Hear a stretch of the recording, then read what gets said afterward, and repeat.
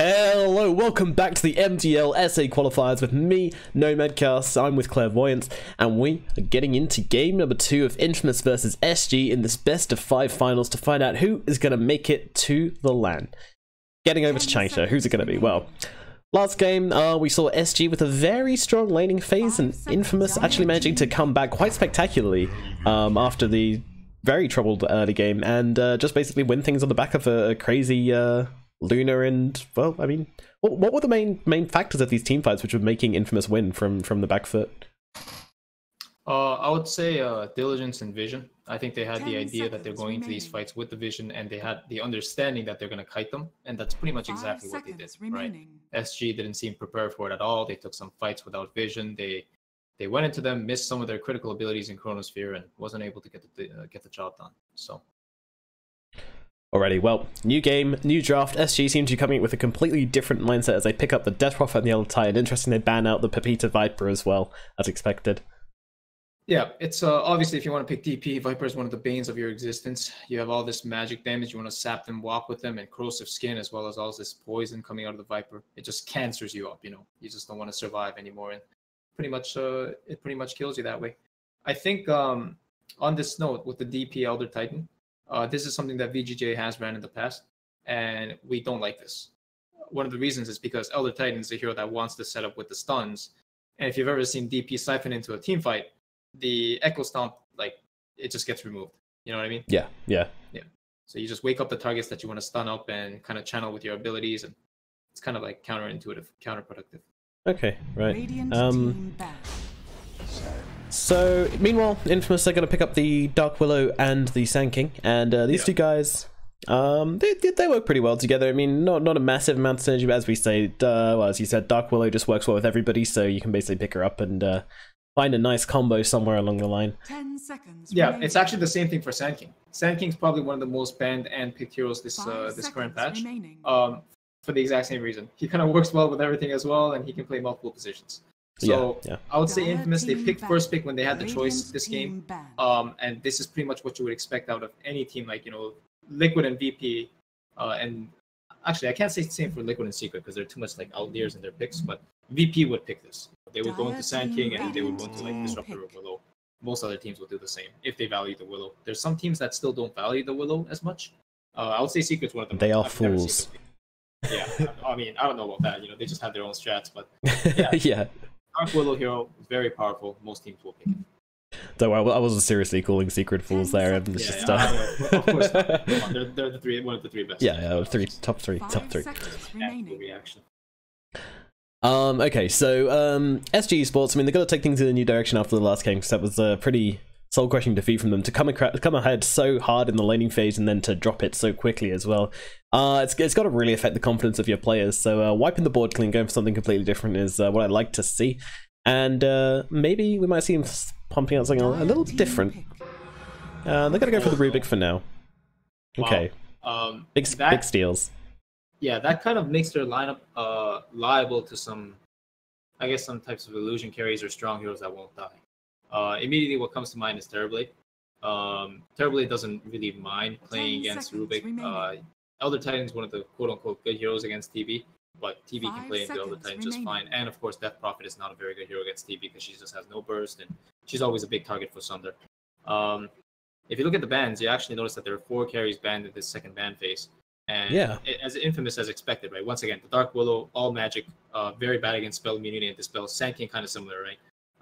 Yeah, so ban out those 2 heroes with inbuilt spell immunity, and yeah, you make your life a little bit easier in this draft. Right. Really thinking Terrorblade is going to be picked by one of these teams here for sure. Without the Viper, though, Infamous don't want to show too many cards. They're going to pick their offlane or mid, knowing the type of player Pepita is. Disruptor. Pardon me. Now they switched up. They made the Sand King one of the offlane, or maybe even the Dark Willow offlane, and they went for the Disruptor. Another classic combo with the Sand King. Yeah, really nice there. And yeah, I like that actually. At the moment, I mean, Disruptor, he's good against Death Prophet in that he can use that glimpse and then drop the science immediately, so that she's never going to get that exorcism off, which is really nice. 5 seconds remaining. Not the best against Elder Titan. Okay against Rubik. ET just because he's so good at staying that long distance and being able to catch out heroes, but Yeah, generally speaking, Disruptor is a hero that while he's kind of liable in the laning phase, one of the best scaling supports in the game, pretty much the ultimate catch option. And you kind of have to change how you want to play against this hero. You either commit to the 5-man or you back out together and make sure no man gets left behind. Because the moment that they're exposed a little bit, this hero will pull you back and isolate you away from it. Yeah. All right, SG. 4th pick. They're going to need to pick themselves a carry and probably an offlaner as well. I can't see the Elder Titan being possibly lane in the offlane versus this. Unlikely, yeah.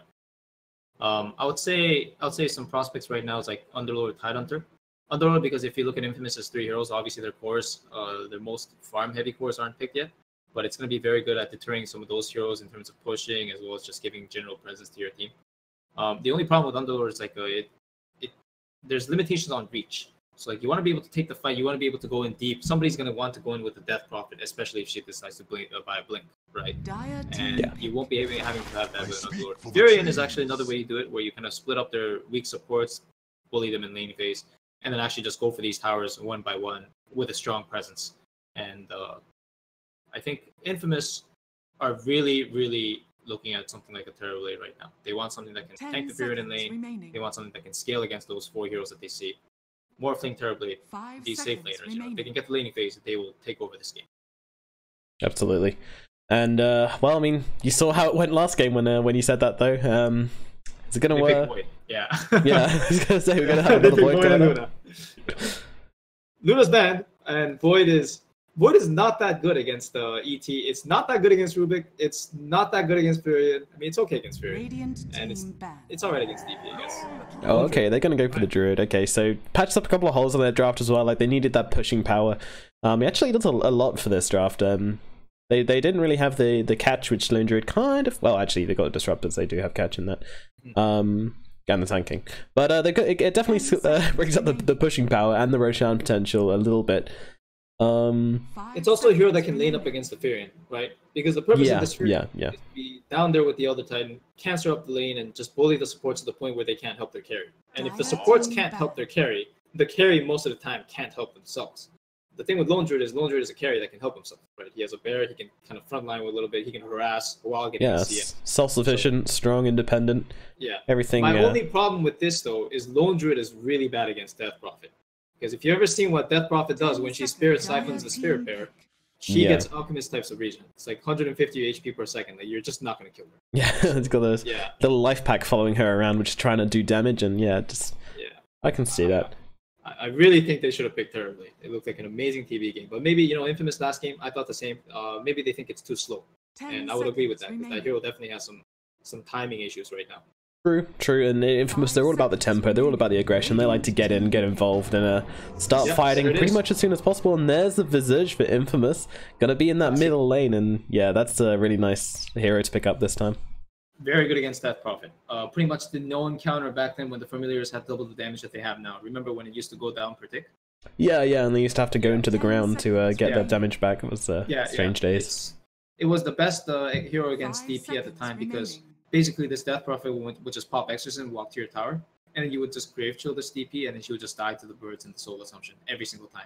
It's a little more different now, because the birds obviously have less burst damage, but even with the sustained damage and the fact that they can't die, the Death Prophet still has a hard time playing against it. So. Oh, interesting. Okay.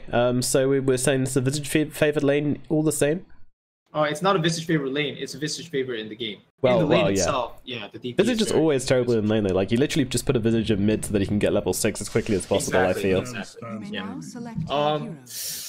The Sven pick's a little dicey, because the problem with Lone Druid versus Sven now is Sven used to destroy Lone Druid, especially the Radiant Spear, because you would just cleave off the bear onto the main hero, or you would just burst the main hero with a BKB.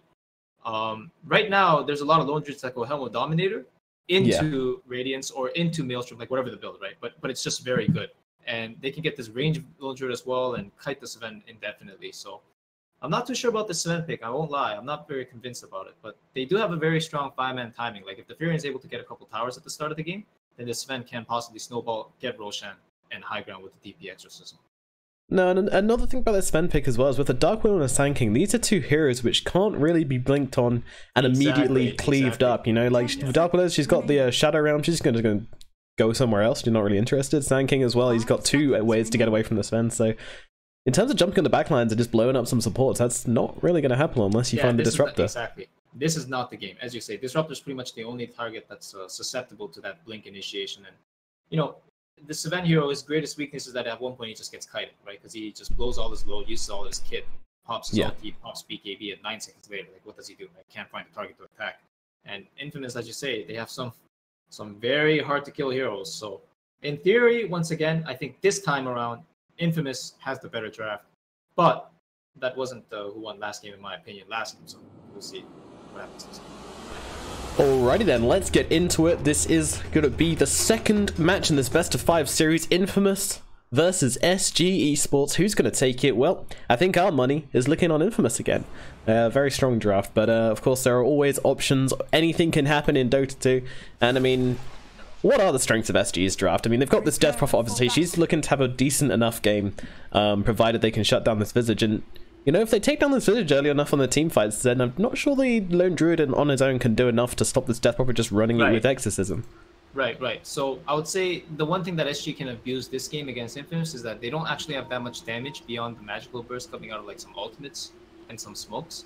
So this Death Prophet can snowball the laning phase really hard with some Rubik ganks. And the Elder Titan can probably apply some amount of pressure to the Disruptor, like wherever he goes in this game. So you won't be able to kill a Lone Druid, most likely. But you will be able to pressure their lane enough to be able to pressure the tower with the Furion.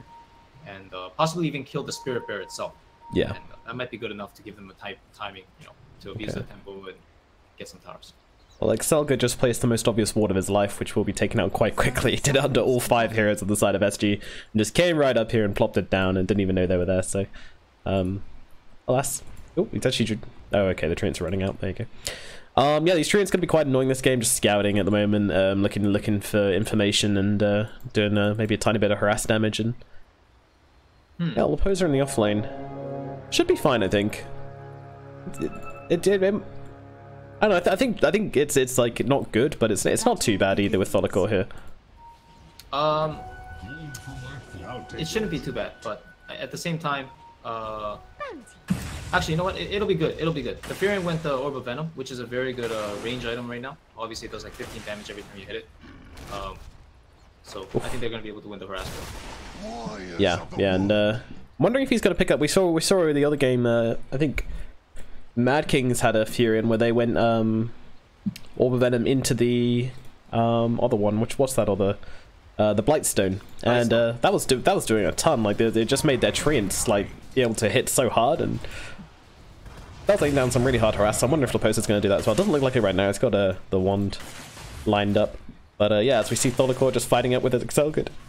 Excuse me, Excelgood here, and just kind of fighting, just Elder Titan doing Elder Titan things, like Excelgood doing Excelgood things. Lots of carries get on with it. Meanwhile, over in the middle lane, we have Fordia on the Death Prophet versus Pepita. Right now, the Death Prophet taking a bit of a lead, and we will see her in the lead because, you know, as we talked about, Visage just doesn't really do anything in lane. He just kind of sits here and gets his level 6, but that level 6 is so important and it's such a game changer for him that it's worth kind of almost sacking a lane for it. And Death Prophet, she's not like a big carry. It was stun down at bottom onto the Sven. Thinking of throwing the stun, but does cancel it in the end. This bottom lane is going to be the most dynamic lane in this game for sure. There's pretty much killing heroes on both sides. I would say this actually heavily favors the Sand King lane, but he decided to go for Caustic over the, Borrow Strike over the Caustic at level 1. So he lost a lot of the timing on that pressure, being able to just shove in the lane, do a lot of damage to the Sven. They got it now though. Stun coming out, yep. Sven could... No, I think he's alright. It's just kind of harassed, but up in the middle lane is finds Excelgood. Yeah, so Elder Titan just used Spirits to just run down a Disruptor. Once again, Disruptor very easy to bully in the laning phase, and exactly what's happening. Well, taking full advantage of that. So, quick disconnect from Tholicore here. I was nearly going to be 2 disconnects, in fact. Excited that we were going to have an SA game without a disconnect, but alas, it wasn't to be. Never is. No, man. Raining supporters, and you know, sometimes the raining conditions are not the most suitable for SA internet. Yeah, so is that all it takes? A droplet of rain on their internet wires and I mean, come the whole on, thing. man. Given the frequency, that's the impression I get. True. It can't be the sun. You know what I'm saying? Like, yeah, it's gotta be. Oh man, I do wonder what the problems are, but Yeah, so If you look at mid lane though, as I had mentioned earlier, like the lane is very good for DP. She has a very good animation. She has a nuke that can hit both the Visage as well as the creeps that she's CSing for. And of course, Visage, she has the Grave Shield, which is a really good ability under most case circumstances, but against DP who has similar amounts of damage, if not a little bit more, as well as the amazing trade potential in the Spirit Siphon. You can't really abuse it as much as some other heroes. yeah, it's a pretty weird one. It's like Visage is going to use this Grave Chill, and then Death Rob is going to use the Spirit Siphon. I think this is just one of those super dull lanes, which unless there's a big rotation coming in, pretty much nothing's going to happen. Like it's just exactly. yeah. We're not even going to look at it anymore. We're just going to look at the other lanes. Bottom was the quote dynamic lane down here between the Sand King and the Dark Willow, and the Sven and the Rubik, and everybody's out of mana. Well, except Matthew, but everybody else is out of mana. They've just been trading spells and trying to get hits off on one another. And we did have a couple of engagements. No one going down as of yet, but I'm sure that will change at some point. Who are we expecting to come out better on this lane? And bottom lane, Yeah. 100% Sand King Willow. As a matter of fact, I don't actually like what Matthew did here. Willow's best laning spell is definitely Cursed Crown. You just put it on them, it's kind of like a holding missile. They have to run, because if they don't run, the moment they get stunned, they're actually going to lose a lot more HP than they wanted. Yeah, true. You can go and take hits at them, and Willow certainly does take hits at people. Her starting attack speed is something insane, like much higher than everybody else's. So you don't really want to be in range of her when that Curse Crown goes off, as you say. Do you remember Oracle when he first came out? He had like 56 base damage, and his animation is actually really similar to Willow's. He has like a little bit of a different windup, but his base attack time is ridiculously crazy. It still is, actually. They nerfed his damage to the point where it's like 40, 45, it does like almost nothing. But this Willow hero still does a lot of damage and has one of the best animations in the game. There's no support hero that can actually right-click trigger this. So well, Sand King actually Burrow striking under the tower here, and now gets stunned up by the Sven. No lift available on the Rubik though, so I don't think they get this kill. And if they did, BNN's gonna have to stick around for a really long time. Xelga comes in, there's a Willow coming by as well. Maybe they can get this kill. The Shadow Realm could be enough damage to fill off Pekko here. There it comes! That big hit coming through from Matthew finishes the job. yeah, this lane is not going to be good for Sven. Once again, I'm very curious as to why they picked this hero. They saw the lane that they were going into the Sand King. Sven does not play well into the Sand King lane. Even though he is actually more CS than the Sand King right now, I assume this will change very soon. Big. Costiville dropping his Quelling Blade to ensure that last hit on the tower. I love stuff like that. Right, to a scrub like me, it's very exciting to see someone dropping a Quelling Blade to manage their damage. Did you just say to a scrub like me? To a scrub like me, yeah, not you, don't worry. I understood, but... Wow. I'm surprised that the Infamous are playing this the way they are. Like, they're just pulling the wave and trying to farm the jungle camps instead of just... Lift onto the Willow. She will throw that Shadow Realm and just be able to basically run away. Even goes back in to land a hit as well. That's greedy, but it pays off. Yeah, they won't kill this Willow in this lane. It's actually impossible. Speaking of kills... Yep, top lane, Lone Druid does drop. And, well, they're just diving, and they've got the Elder Titan. Once he gets that stomp off, you can get all those treants in place to really deal some pretty huge damage. Oh no, you know what? Kotaro actually made a very classic greedy mistake. Like, most high MMR pop stars will do this. When they're facing a disadvantaged lane in the duel lane, you always have to get Savage Roar at level 2. What he did was he got Rabid, and he probably just got ran at. See, now he instantly skilled the Savage Roar, and he's probably gonna live because he has it. Yep, there we go. Interrupts the stomp, and there you go. That's really nice. But yeah. Unfortunately, he stuck around a little bit too long, and he's still gonna die. There he goes, dropping. Meanwhile, in the bottom lane, it is going off as they have managed to find the Sven. They do get the return on to Excel. Good, maybe. Rubik goes down as well. But they can't quite fight him under tower. Not quite that greedy. He actually should die here, the Rubik. They screwed up a little bit. They started backing together, and then the Sand King started denying creeps.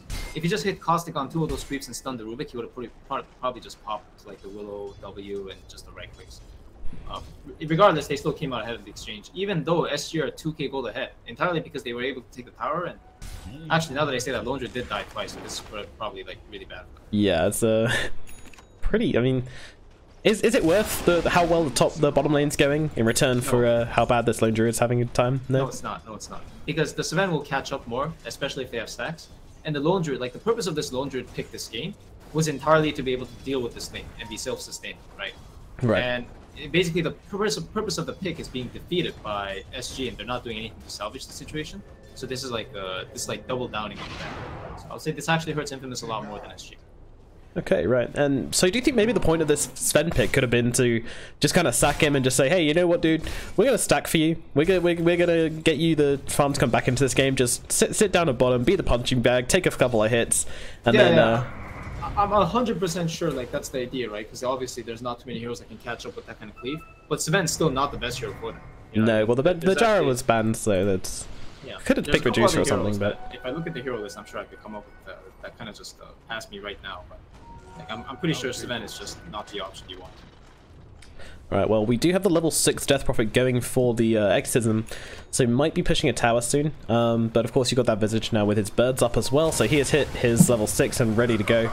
Though the rotations come in straight away. I actually really like this rotation as they throw back the Visage, the Sleep as well. Can they bring down Pepita? Yes, they can, but the stun comes through from BNN. Not enough to save his mid laner. And he's just going to sneak off into the tree line, not wanting to come against the 4 heroes on the side of SG. And now that Exorcism comes in, so... When you level up that Exorcism at level 6, you generally want to be looking to either take a tower or get a kill with it. And they've just done... Well, they got the kill. 4 heroes rotating in, they get the kill, and now they're going to take the tower as well. So with that Exorcism, Duckwill actually stunned up in a really bad place right now. She does have the Shadow Realm, will use it and try and get back to the safety of the tower. Meanwhile, back in the main side of the fight, Excelga dropping very, very low. The Ghost will finish him off, but Dea, for the R, is going to actually drop in the end. The Bow Strike through, going to get them another kill onto Laposa. Pepita is back. The Visage and all of his birdie friends are looking to stun up this Elder Titan, and there comes the Soul Assumption, and it's a triple kill for Pepita. The Sand King does go down, but Pepita is victorious and going for more even. And look at these, just the Visage Burst doing so much. The Soul Assumption as well. They're going to need a little bit more to bring down this Rubik. Maybe he just about escapes. Yeah, look at that hero, it's so good. Such a powerful hero. And I don't think SG had their eyes on the cooldown clocks up top, because they did not realize that this Visage was back. That's right, came back into the fight and pretty much killed everybody. So the nice thing for them is that they did still put a lot of pressure on the tower, and hold that thought, the Pulsar is getting gone. Yeah, and they're actually not willing to give up this tower yet either, as Laposa and Prophet were in the neighborhood to try and get something done, but alas, they will be forced to back out. Yeah, so I mean, before that fight broke out though, it was at 6 minutes and 30 seconds. SG actually had a 3k gold lead. You could kind of argue that after that fight they kind of threw the lead, but they were playing this pretty well up to that point. I would say the win condition for them this game is to constantly continue applying pressure on the top lane, so the Lone Druid can't just keep bouncing back between the lane and the woods. Yeah. And at the same time, abuse the Death Prophet and the fact that she won the lane. As I say, that bottom lane. Yeah, they found the rotation. Yeah, he's way too deep, completely out of position here. But yeah, top they lane. wouldn't be able to. Yeah, top lane. Looks like the Druid might be going down here. Solid Core. He's fine. That Savage Roar is used, and they got a lot of damage, and the double damage on the Death Prophet. And kind of, sorry, on the Nature's Prophet. Okay. Well, I don't know. That was kind of silly. I think, for one, he doesn't have a Quelling Blade. I actually thought he was fine. I started saying that as a joke afterwards, but it's one of those things where you just kind of go with it and hope that no one thinks otherwise. But no, I appreciate that you came clean. You put your hands up the end and go, hey man. I don't know, man. This guy actually just doesn't have a Quelling Blade against Superior, and he doesn't have Savage Roar. Like, you need a Quelling Blade on your main hero as well. Yeah. I mean, we've seen Svens in the past building Quelling Blades against Apherion just because they know how much those trees are going to make a difference to their positioning in terms of kiting them. So they'll go for the Battle Fury just so that they have a Quelling Blade in a decent slot later on in the game. So the fact that the Lone Druid at this point in the game doesn't have one, yeah, it does surprise me a lot. Now the top lane high ground push. They have Exorcism. They're going to decide to commit based on the TPs and how many heroes show. And I guess one TP is enough. Okay. They could have actually pushed this. Brahma Maze comes out onto 4DR, but I don't think Excelga, he's just dying to creeps here. He's actually forced back to base by the creeps. The Willow gonna throw out the Cursed Crown. So do you see what's going on at top lane here? This is one of the reasons why I actually didn't like this event pick. I feel like if they had a different hero that could kind of they could have found something that scales and survive the lane a little better. Like, this hero would be at top with this push, possibly. You know, obviously you don't want to rely on a silly all-in and have like a Pugna save, for example. But essentially this event's going to be out of the game for a long time. And I think, I kind of do fear that that's going to give Infamous a lot of space to come back as well. Because this Lone Druid is going to be catching up. You know, initially I said this event's going to be doing a better job of it, but this Lone Druid got a lot of space. BNN could be in trouble at the top as the Elder Titan. Oh, nice bow strike through both of them, but in comes Excelga to throw him back, and the Fade Bolt will finish him off. Well, a lot of that was a nice haste rune. Yeah, it's kicking off up here. Meanwhile, Sven and Druid are just kind of retreating to other lanes to a safer plane. But as Matthew gets those trees out on him, the Crypt Storm as well. Can they bring him down in time? Well, he does manage to get. Look at the Bedlam as well, doing so much damage, but they all gather in. And now the Crypt Storm will finish him off. Follicor, saved by his friends, huddling up to him. Cuddle saves lives, guys. Cuddled saves lives. That was good. You know, if that was a pub, they're all splitting there and other Titans dying. Like, oh no, I don't want to die to the Bedlam. I'm off. That was a good play by them. Again, it's just like positionally speaking, they have this ward deep in the woods, and they just keep shutting this place down to the point where this lone druid has to go to the other side of the map. Now the Sven's gonna port away because he can't sit there against the lone druid, and he doesn't know what's coming from the fog. Disruptor's missing off the map, so he's playing it safe on his side of the map on the left jungle there. Yeah, he just died here as well, so he's not really willing to make the same mistake twice. Exactly. Yeah. But SG are playing the good game. Like, this is where they want to be, right? They want to be able to pressure this top lane, take over this jungle, and make sure they're not losing too much from their own jungle. Like, and by that, what I mean is this lone druid like completely free farming there. Yeah. So are we expecting some pressure on the lone druid soon, or are they just going to keep on pummeling up at top lane? Keep on going top. The best play here is to keep pressuring top. That if Infamous decide to leave top, or DR could be in trouble if they find her. They need to find that glimpse though. Yeah, they'll get the vision here. They went the wrong way though. They did actually see her, yeah. Yeah, they went the wrong way. If the disruptor actually kept the line of path like exactly the same. Hold on, he's gonna get stunned. Never mind, they do get the stun off, and actually the epicenter coming out. I mean, it's totally worth it because you kill 40R and you kill their push potential. That 40R should have known something was up. They were off the map for quite a long time, I think. And I think actually I'm pretty sure he knew that they were chasing him. He just didn't know from where.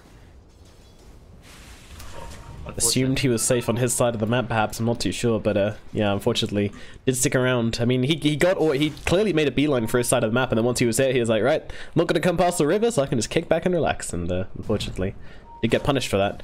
And so, okay, they do scout out this bear just farming up, and Follicor and Pekko here just gonna maybe harass him out. No, they're just gonna leave him. They're gonna just linger, get some vision up. I think, yeah, the ward just got placed. Yeah. Again, though, it's like this part of the map is very hard to pressure between the dire tier 2s at the mid and the bottom. There's a shrine to port to and a lot of things. Like, it's hard to get vision around unless you just have one planted on the hill and the enemy just doesn't do anything about it. So it's gonna be a lot of more free farm for Katara. He had for 2 minutes, 4 minutes, now about 6 minutes and counting, just being able to free up space in the bottom lane. 0 and 3, but still top net worth on his team and not too far behind. I actually think that SG has to keep making more moves and not lose this tier 1 tower top free, because this is a lot of map control for them. Yeah. So, but I mean, there's no way they're going to defend this. 141 health versus Visage. It's a bit too late. See, the problem with going bottom lane here is that if Infamous are keen enough, they could actually just be smoking here with the sanking. They could actually cut across the entire map and either take Sven out of the jungle or even make it to bottom in time with a couple of TPs. And if they get caught out here, this is honestly a really bad position for Radiant to fight most of the time, just because of the caving of the woods, like how many angles they can approach from. And we saw Infamous actually win the game here last game, but that was because they had the high ground ward. But this time SG has the low ground ward that scouts out the tower and the ports and stuff. So I don't know. I'm not entirely sure if this was the best move, but this is kind of just like a product of circumstance in Dota sometimes. Yeah, sometimes things just go a weird way and you're forced to adapt to compensate for it. So looking at this, this graph here, and we do see, of course, SG with the ball quite firmly in their favor. I just want to throw up some items and have a look and see what we've got. As Death Prophet picks up a medallion, looks like she's going for the Yules next. Obviously Yule's always a really good item on the Death Prophet. Medallion as well helps out with their exorcism damage. Dire's bottom tower is under attack. Anything else? Actually, the medallion usually goes into Solar Crest just for the armor, and I would say it's usually good just to keep as the armor as well. Exorcism does get popped over the tier 2. I don't know if they'll win this trade though. I think Infamous are in good position to at least take tier 1 and look for a fight out. Yeah, they've got that bear with the demolish that always does a lot of damage to towers, and they don't really need anything else. But they have the birds just for good measure as well. Bottom tower goes down. Yeah, look at this. You see how he's porting out of the fight? This is a sanking. Your initiator starting the fight with 35% HP. They can't do that. They actually lost the trade entirely because they couldn't take a fight because sanking had to go back with this.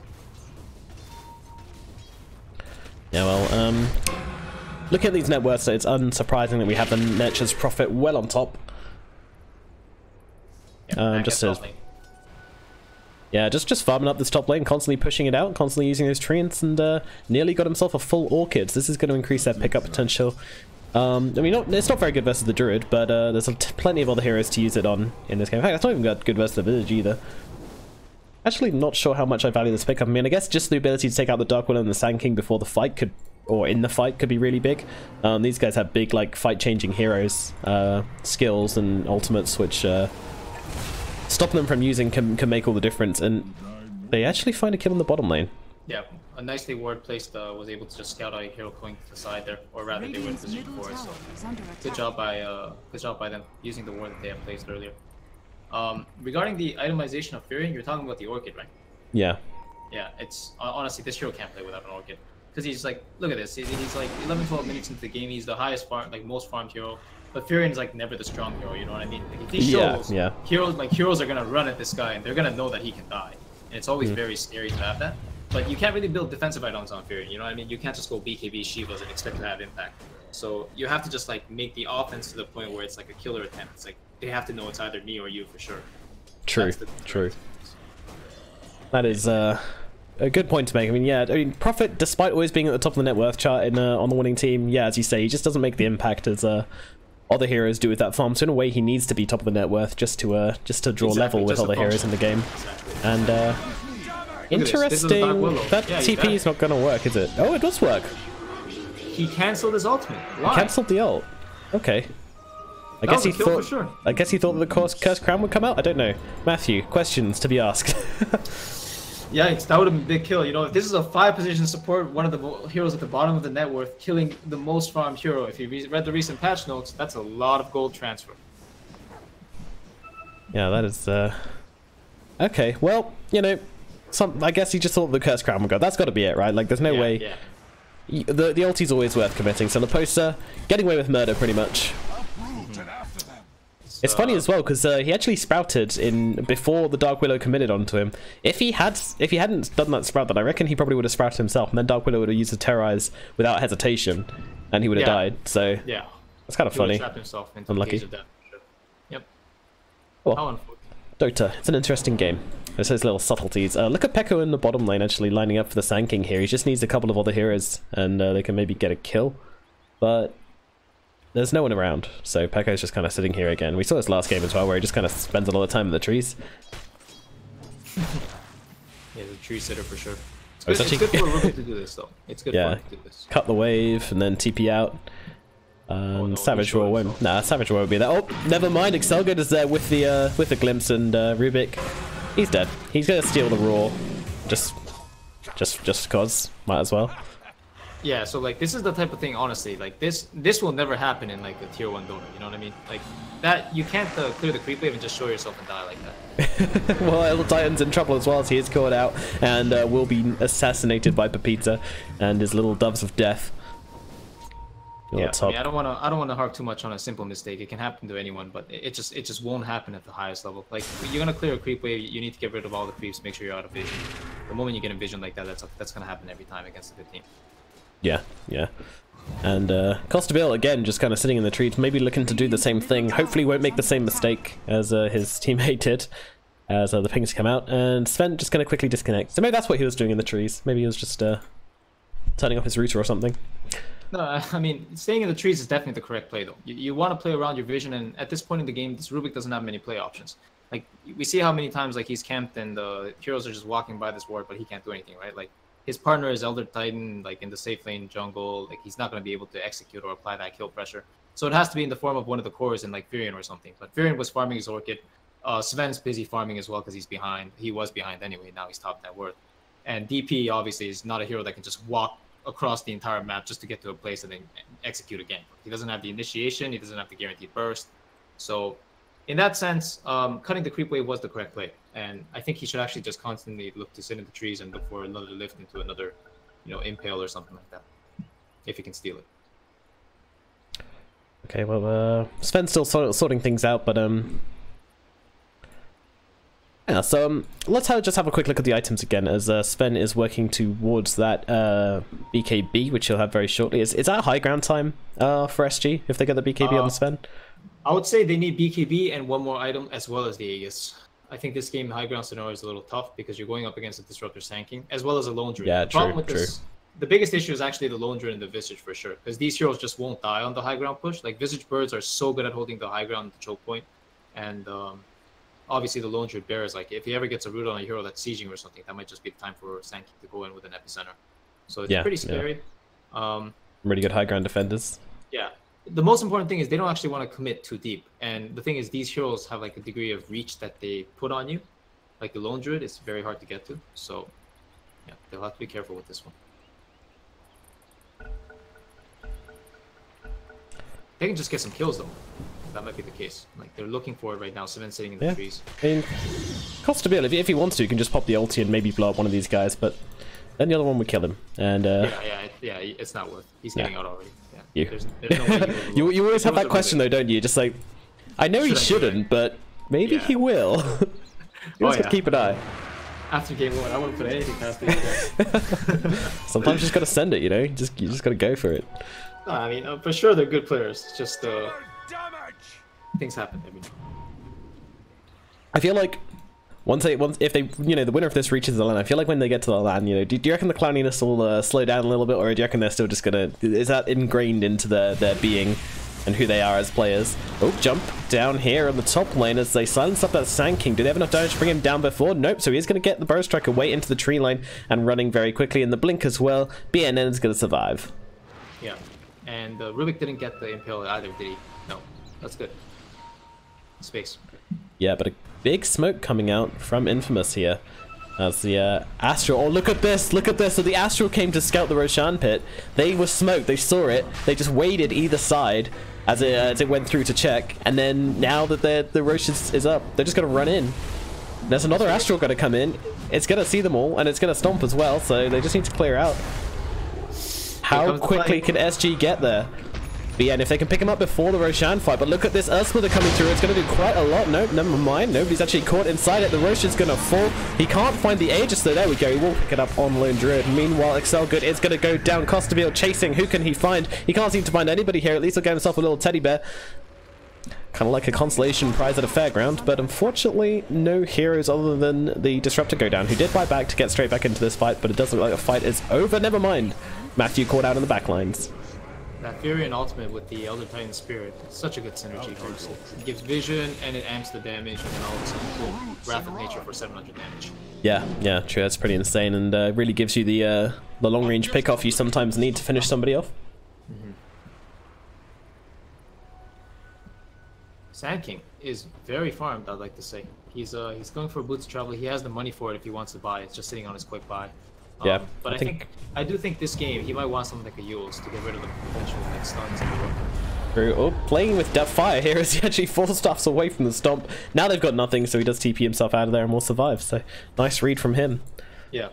But I think he really does want to Yules this game. But never mind, he just straight up went bots.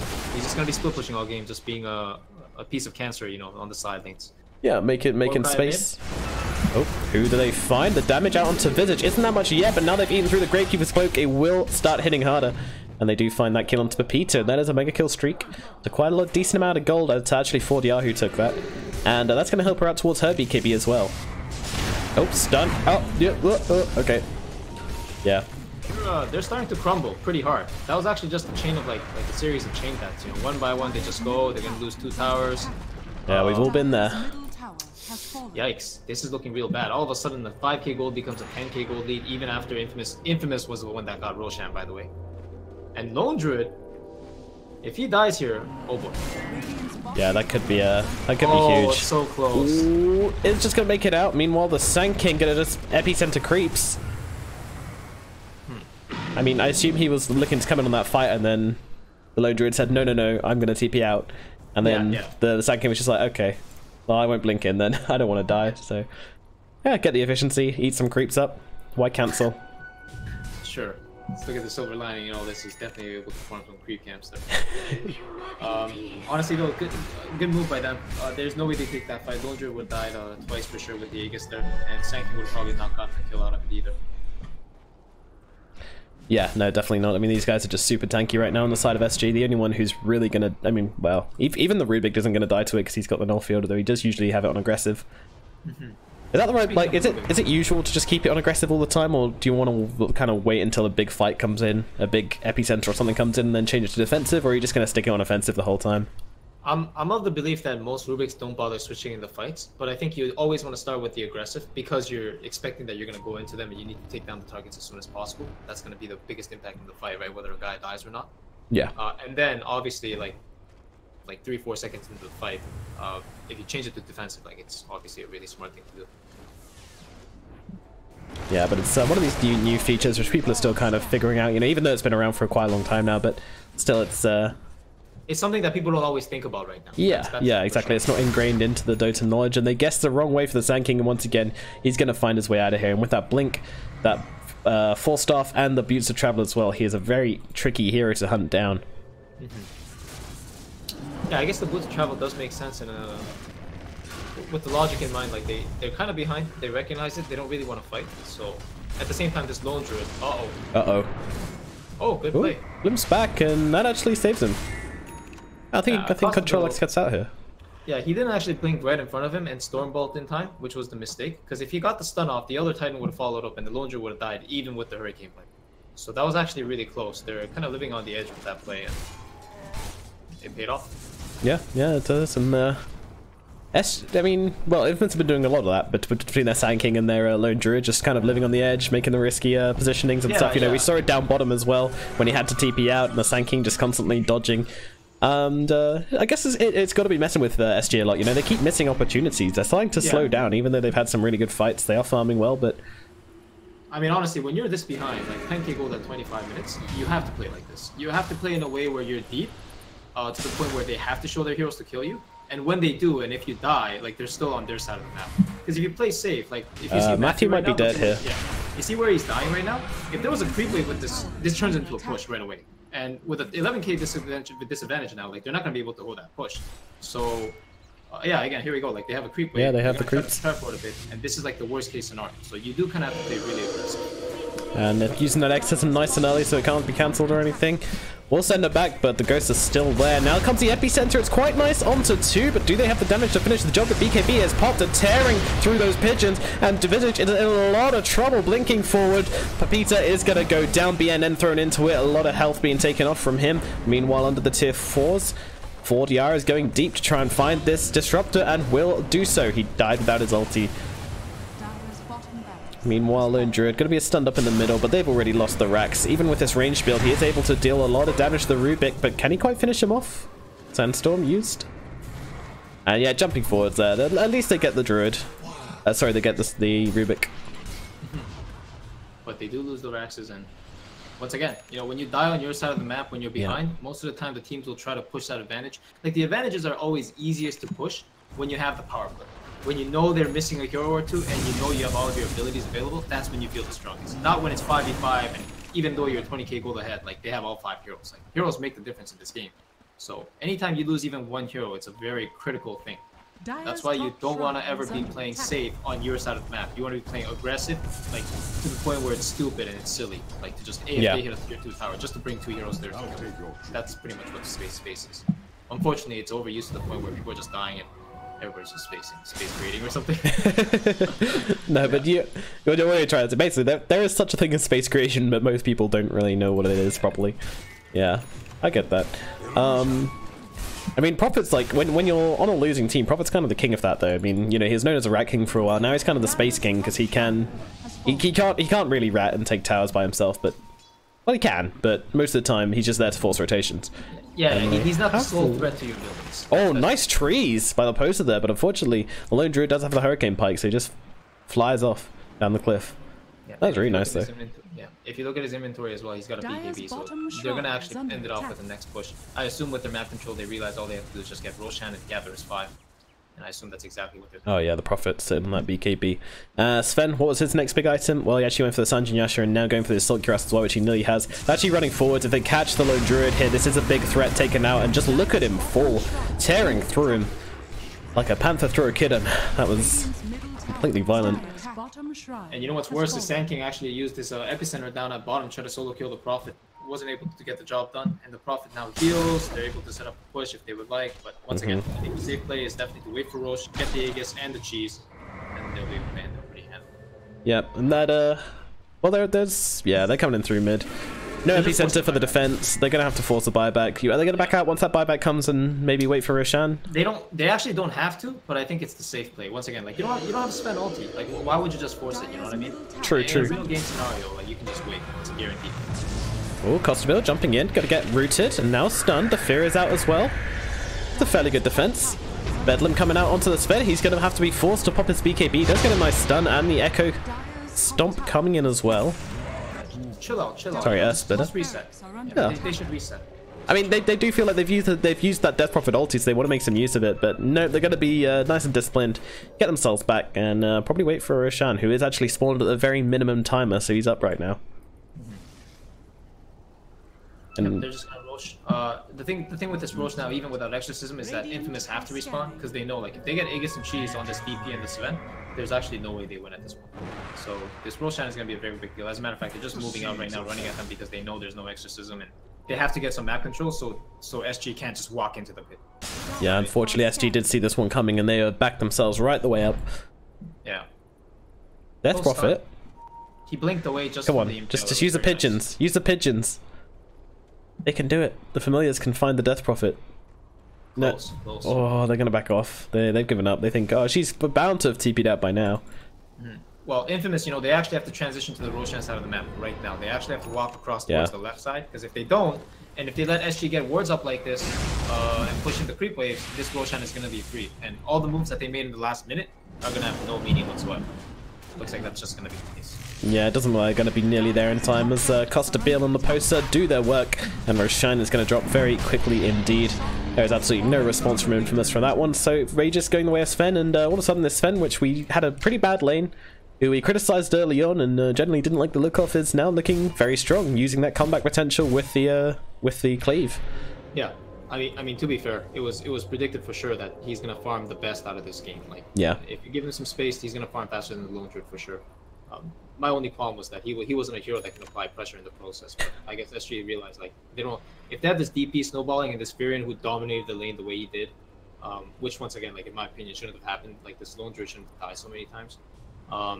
But if they got that scenario, then obviously Sven will have the free farm on the safe side of the map, which he did. Now I think he should be giving this cheese to the DP for sure though. Not sure why he's holding on to it. I feel like they should meet up and make that exchange. Yeah, a little bit greedy, baby, but yeah. I mean, Death Prophet is really good with her cheese, isn't she? She's terrible with the Aegis, but great with the cheese. There you go, she just get that cheese. Because if Death Prophet dies and her exorcism goes down, then she's just not really that exciting. Exactly. There's just no point in Sven having cheese anyway. It's like, if you pop a cheese on Sven, chances are you're not going to turn the fight with that cheese. Like, Aegis is kind of just a mechanic that helps you end the game. But they can kill the Sven, it'll become a lot less useful in second life. But, usually that Aegis is just a deterrent, Yeah. Well, Aegis, BKB, Assault Cuirass. It's looking pretty convincing for SG right now as they start to head towards those bottom exposed racks. And, well, they're looking to push down bottom on Infamous, but I'm sure they'll TP back very shortly. Here we go. So they've got, I mean, every ultimate is up. What buybacks do we have? We have no buyback on the Druid. He already used his. No Druid on the Sven and the Death Prophet, sorry, Death Prophet does have it, but here we go. Burrow Strike in. The ultimate from the Death Prophet is popped. The Ghosts doing their work. Who's actually able to take out the... Oh, wow, they took out the Lone Druid at mid. Meanwhile, at top, Ford Yards is going to work on the racks. The Familiars are doing a fair amount of damage to her, but she's going to life drain off them. Meanwhile, down at bottom, Leposa just going through those middle barracks. Will be forced to use that ultimate from the Dark Willow. Stomps being thrown out. There comes the Elder Titan ulti, and that is going to rip through. They've managed to take down BNN. Excelga goes down as well. It does look like Papita's going to drop. There we go. GG is called. SG take game number 2. 1-1. And they made this one look a lot more convincing than the last game, honestly. Like, this lead is pretty crazy at the end, but if you look at the 10 minutes of this game, the Spirit was able to take almost 2 towers, kill the Lone Druid multiple times, and they had a 5k goal lead going into the second night of the game. So, yeah, this one looks a lot more convincing than their previous game. Alright, so SG just warming up with game number 1, and now they're hitting their stride and looking to really play some Dota, it seems. Yeah, I mean, it was a nice strategy, and it did work, sacking that Sven a little bit, and then giving him the space to kind of farm up, trusting in their Nature's Prophet and their Death Prophet to make enough space around the map to give the Sven the space to farm up and everything. And also, Visage at mid really didn't do a whole lot. Like, we had that triple kill at mid, and I was going, oh man, this is over. Like, you know, Visage triple kill at mid. This is over. Triple kill, GG. Yeah, no. Like, Visage when he gets ahead, like he's really, really powerful. He can just, and they have the lineup where they could have just gone around the map killing people, I thought, and that never happened. SG just never really fell to the Visage once that happened. I'm fairly sure he got no kills after that triple kill, so. Yeah, I think it honestly has a lot to do with the Fury and snowballing his lane that hard. Once again, you know, losing 2 towers in 10 minutes and having your carry die 3 times like that, it's a really, really big deal. Yeah, so. Yeah. Alrighty then, well, that's your game number 2. Game 3 coming up shortly, but both games have been pretty interesting so far. I mean, relatively even in the laning stage, and then just one team getting ahead and then eventually managing to close it out, so look at some twists and turns in game number 3, perhaps. Who's going to take it? I don't know. Stay here to find out. We'll be back shortly. My name's been Nomad. He's been Clairvoyance for VGJ, and we'll be back shortly.